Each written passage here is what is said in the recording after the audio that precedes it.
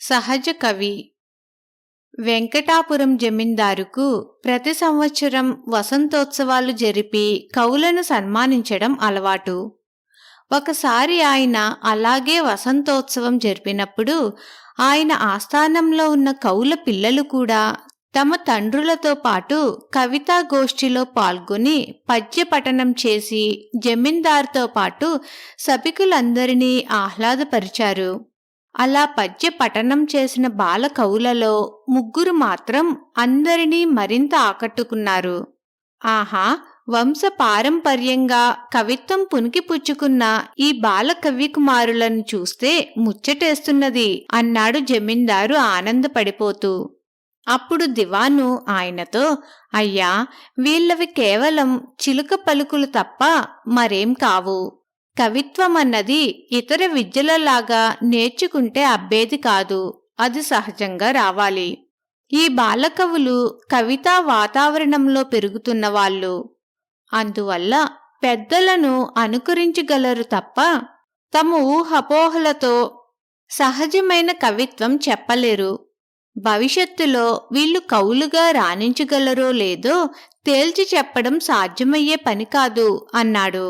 అందుకు జమీందారు వెంటనే, అయితే వీళ్ళు భవిష్యత్తులో కవులుగా రాణించగలరో లేదో తెలుసుకునేందుకు నేను తిరుగులేని ఒక పరీక్ష పెడతాను అన్నాడు. 2 మాసాలు గడిచాక జమీందారు పుట్టినరోజు వచ్చింది. ఆయన ఆనాటి సాయంత్రం మామిడి తోటలో విందు ఏర్పాటు చేశాడు.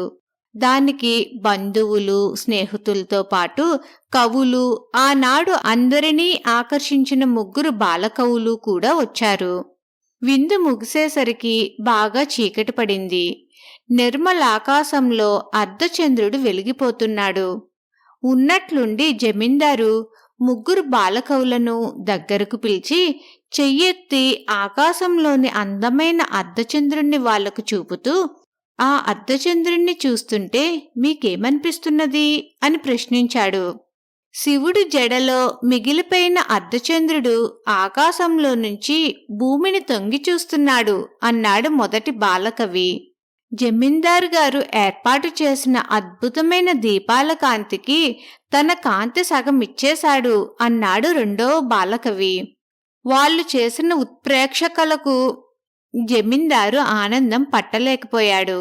అక్కడ ఉన్న వాళ్ళందరూ పెద్దగా హర్షధ్వానాలు చేశారు.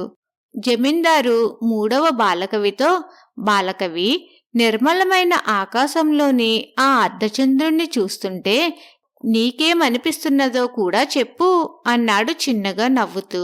బాలకవి అర్ధచంద్రుడికేసి ఒకసారి పరీక్షగా చూసి జమీందారుతో, ప్రభు, నేను బాలకవిని కదా, అందుచేత ఈ అర్ధచంద్రుడు నా కంటికి చప్పరించిన నిమ్మతొనలా ఉన్నాడు అన్నాడు.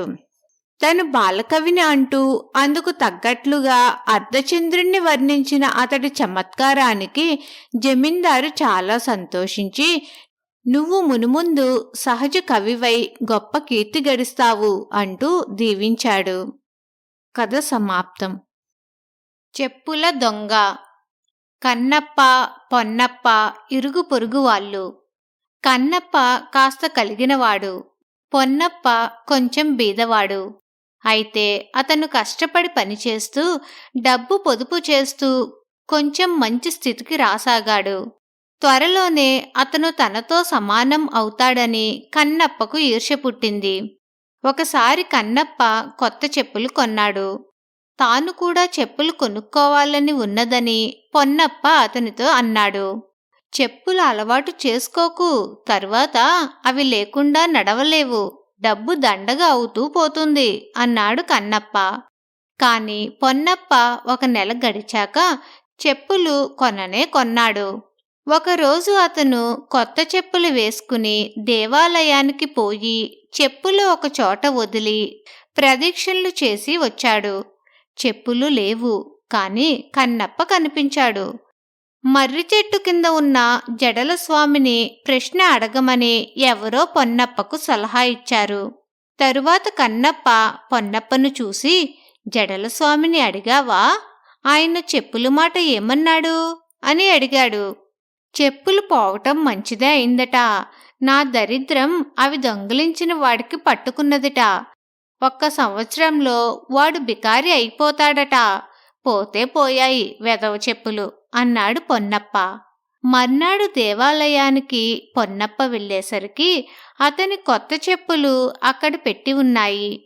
తరువాత మాటల సందర్భంలో పొన్నప్ప కన్నప్పతో, నేను అసలు జడలస్వామి దగ్గరికి పోనే లేదు అన్నాడు.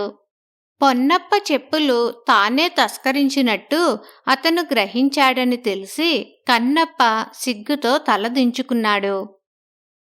కథ సమాప్తం.